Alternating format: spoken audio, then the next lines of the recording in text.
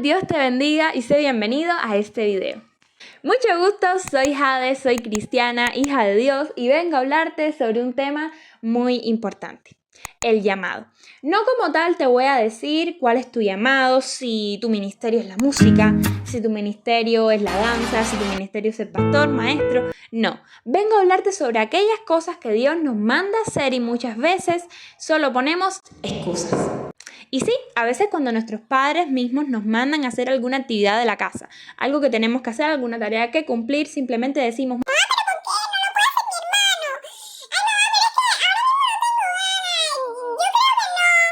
o cuando nuestro líder simplemente nos da una oportunidad de servir al Señor, a veces tenemos una actitud de miedo, de espanto, como: pero es que yo creo que no estoy listo, tal vez fulanito lo podría hacer mejor, mira, él lleva más años en la iglesia que yo. Pero es que no se trata de eso. Realmente lo que estamos poniendo simplemente son excusas. Y cuando hablamos del llamado de Dios, con Dios hacemos exactamente lo mismo. Cuando Dios nos manda, qué sé yo, a predicarle a una persona, a veces ponemos tantas excusas y pensamos: Señor, pero es que mira, tal vez ahora no es el momento, y si se molesta y si pasa algo, y es que solo son excusas. Y sí, el miedo nos puede paralizar, las mentiras del enemigo nos pueden paralizar, pero algo que tenemos que tener claro es que Dios está con nosotros y que si Él nos manda a hacer algo es porque sabe que con su ayuda somos capaces de hacerlo. Y sí, quiero decirte que aunque tú y yo tal vez lo hemos hecho muchas veces, quiero decirte que no estamos solos. Esto también le pasó a Moisés. Y bueno, tal vez eres cristiano o no, pero te preguntarás, ¿quién es Moisés? Bueno, Moisés era hijo de Jocabed, era una mujer levita, la cual era parte del pueblo de Israel. Ella concibe a su hijo en tiempos del nuevo faraón. Este nuevo faraón, cabe aclarar que no conocía ni quién era José, ni por qué razón los israelitas se encontraban viviendo en Egipto, es decir, en su tierra. Ellos estaban ahí por razones que te invito, mi hermano, a leer en Génesis, pero no nos vamos a detener en eso, sino en la historia de Moisés. Y es que bueno, cuando esta mujer concibe, el faraón decide y piensa: ¿y esta gente, qué hace aquí en mi tierra? Mira, pero ustedes no van a andar de turistas aquí, ustedes me van a servir, ustedes van a ser mis esclavos. Y sí, efectivamente, los toma como esclavos. Y vemos que los trata duramente. ¿Por qué podemos saber esto? Porque en Éxodo capítulo 1, el versículo 13 al 14 nos dice lo siguiente: Y los egipcios hicieron servir a los hijos de Israel con dureza, y amargaron su vida con dura servidumbre, en hacer barro y ladrillo, y en toda labor del campo, y en todo su servicio, el cual los obligaron con rigor. Es decir, ellos no estaban sirviendo al faraón porque ellos quisieron, ellos fueron tomados de esclavos del faraón. Lo que pasa con este pueblo es que, como es el pueblo escogido de Dios, comienza a multiplicarse y a fortalecerse. Esto asusta al faraón, por lo cual decide poner una ley total, y es que todos los niños sean echados al río. Pero no todos los niños, en general, niños y niñas, sino los niños varones. Por lo cual podemos ver en el versículo 22 de este mismo capítulo de Éxodo, que dice así: Entonces Faraón mandó a todo su pueblo diciendo: Echad al río a todo hijo que nazca y a toda hija perseverad la vida. Faraón no veía a las mujeres como una amenaza, sino más bien a los hombres, de que cuando crecieran quisieran tomar venganza y que amenazaran a su reino, por lo cual decide tomar esta ley. Y bueno, ahora que ya sabemos el contexto, vamos de nuevo con Jocabed. Jocabed concibe a su niño en estos tiempos y logra esconderlo durante 3 meses. Son efectivos, sí, pero pasó mucho trabajo, ya que los niños, como sabemos, lloran, hacen pataleta, que tienen hambre, y bueno, y la verdad es que es un milagro de Dios que esto haya pasado desapercibido por los egipcios. Entonces podemos ver cómo Dios perseveraba en la vida de Moisés desde todos esos tiempos, porque tenía un gran propósito con él, que era liberar más adelante al pueblo de Israel del yugo del faraón. A ver, llegan los 3 meses, ya no puede esconder más al niño y decide darlo en las manos de Dios y decir: Señor, cuídamelo tú. Él no lo dice así literal la Biblia, pero realmente lo dejó en las manos de Dios. Literalmente hizo un junco y metió a su niño ahí y lo echó al río, donde se suponía que estaban muriendo todos los niños, pero ella lo mete en un junco. Es como que lo está poniendo por fe ahí, de que Dios va a perseverar su vida si él así desea. Y bueno, así sucede. Su hermana lo va siguiendo en lo que va pasando por el río para ver qué va pasando con su hermano. Y la cesta cae nada más y nada menos que en las manos de la hija del faraón, la cual se estaba bañando en ese momento en el río, y cuán maravilloso es el plan de Dios.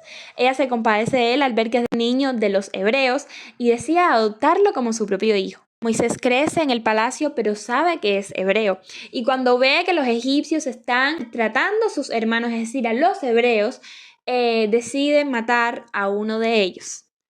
¿Qué es lo que pasa? Que al siguiente día Moisés vuelve a ver que siguen efectivamente maltratando a sus hermanos hebreos, como que amenaza a uno de los egipcios y el egipcio le dice: ¿qué me vas a hacer? ¿Me vas a matar como hiciste con mi compañero, con el otro egipcio? Moisés se aterra.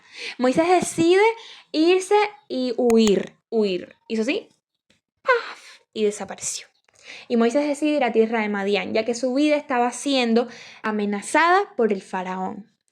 Todo esto ocurre y en Madián vemos que, para omitir algunas partes, vemos que se casa con Séfora, que era la hija del sacerdote, y un buen día, cuando está pastoreando las ovejas de su suegro, Jetro, en el monte Horeb, ¿qué ocurre aquí? Este monte es llamado también en la Biblia como monte de Dios.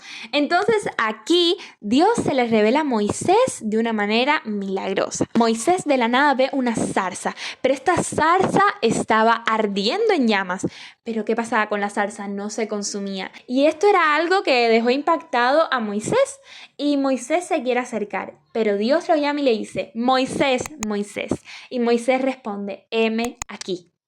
Moisés, de buenas a primeras, cuando lo llaman, responde: heme aquí. Y esto nos puede pasar mucho a nosotros, y es que cuando Dios nos llama, nosotros decimos: Señor, aquí estoy, haz lo que quieras conmigo. Pero vemos más adelante que cuando Dios ya le muestra a Moisés qué es lo que debe hacer, Moisés comienza a poner un montón de excusas. Bueno, seguimos con la historia. Y es que Dios le dice a Moisés: quítate las sandalias, porque la tierra donde te encuentres, tierra santa es. Así que continúa la historia y Dios le dice a Moisés que ha sido llamado para liberar al pueblo de la servidumbre del faraón. Dios le comienza a dar un par de instrucciones. Pero cuando Dios le dice a Moisés: tienes que ir a Egipto, tienes que liberar a mi pueblo, tienes que representar a los hebreos, Moisés se queda como: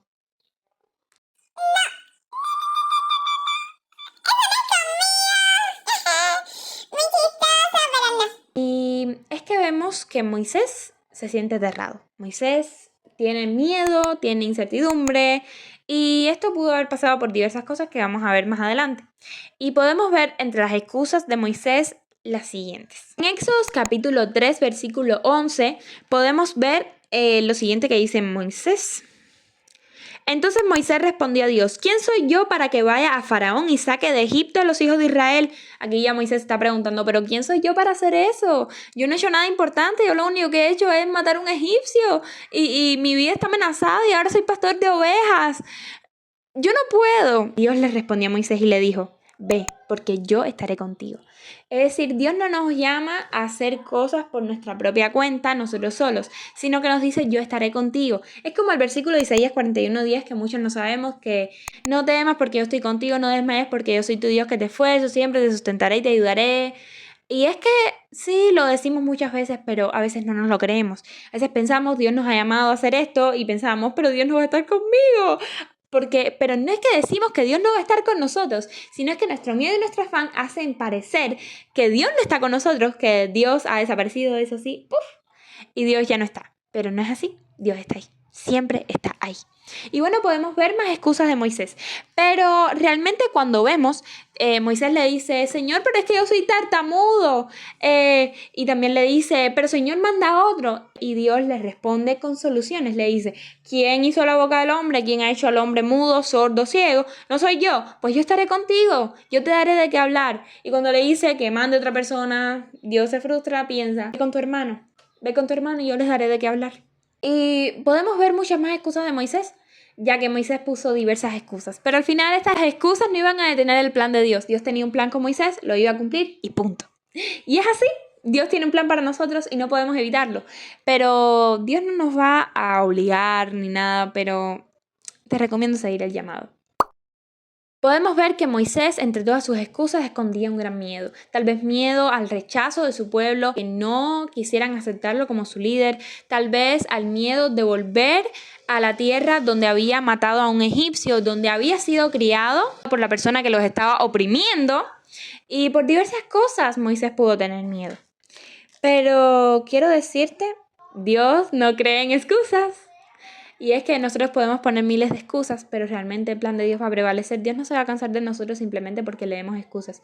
Pero sí te recomiendo que obedezcamos al llamado de Dios. Y bueno, quiero dejarte con la siguiente reflexión. Es más bien una cosa que escribí sobre este mensaje. Respondamos en obediencia al llamamiento único y colectivo que Dios nos ha hecho. Demos gracias y hagamos conforme a lo que Dios diseñó para nosotros. Recordemos que sus planes y pensamientos son buenos. Jeremías 29:11. Tenemos un llamado general como iglesia, que es el de predicar el evangelio a toda criatura. Esto lo podemos ver en Marcos 16:15 y en Mateo 28:19. Derribemos todo pensamiento de insuficiencia y llevemos los cautivos a Cristo. 2 Corintios 10:5. Y este versículo, la verdad, les exhorto mucho a que lo busquen. Habla sobre que llevemos cautivo todo pensamiento a la obediencia a Cristo, es decir, rindamos todo lo que pensamos, todo lo que podemos ver como un obstáculo para el llamado de Dios, que lo llevemos cautivo al Señor y Él nos va a ayudar.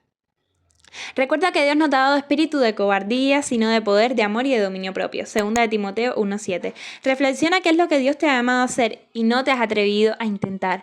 Ora, búscalo, busca la guianza de Dios y sé que Él te responderá. Bueno, esto es todo por hoy. Espero que te haya servido este mensaje y que te haya exhortado a seguir el llamado que Dios te ha dado para tu vida. Y la verdad es que yo estoy luchando con eso porque la verdad este llamado de hacer videos para las redes hablando de la palabra de Dios lo tengo hace mucho tiempo. Y a principio de año volví a tenerlo y he decidido escuchar la voz de Dios. Lo había pausado por miedo a tal vez equivocarme y decir cosas que no debía decir. Y la verdad, ahora pensé que me iba a sentir más preparada. Y la verdad, uno nunca se siente preparado. Pero Dios no llama a los preparados, prepara a los que llama. Así que te exhorto, mi hermano, a que sigas el llamado que Dios tiene para tu vida, a que busques de Él, a que estés con Él y que recuerdes siempre que Dios está contigo. Quiero decirte que Dios te ama y espero que Dios te bendiga siempre. Esto ha sido todo por hoy y bueno, adiós.